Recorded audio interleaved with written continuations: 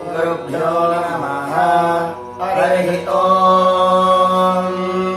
रत्नैः कल्पितमासनं हिमजलैः स्नानं च दिव्याम्बरम् नानारत्नविभूषितं मृगमदामोदाङ्कितं चन्दनम् जाजीचम्पकबिल्वपत्ररचितं पुष्पञ्चधूपं तथा दीपं देवदयानिधे पशुपतेः कल्पितं गृह्यताम्।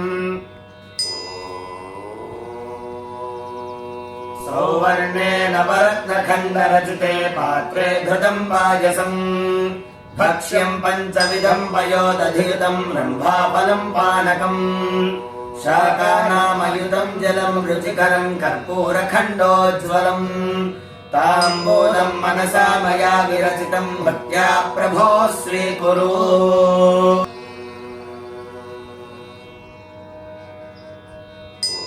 चित्रं चामरयोर्युगं यजनकं चादर्शकं निर्मलम् वीणाभेरिमृदङ्गकाहलकलागीतं च नृत्यं तथा साष्टाङ्गं प्रणतिस्थितिर्बहुविधा एतत्समस्तं मया सङ्कल्पेन समर्पितं तव विभो पूजां गृहाण प्रभो।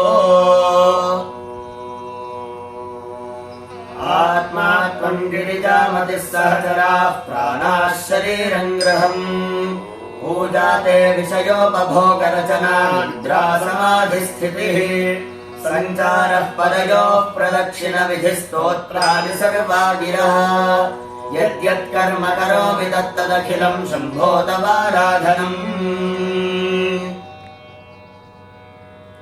करचरणकृतं वा कायकं कर्मजं वा श्रवणनयनजं वा मानसं वा पराधम् विहितमविहितं वा सर्वमेतत् क्षमस्व। जय जय करुणाब्धे श्रीमहादेव शम्भो।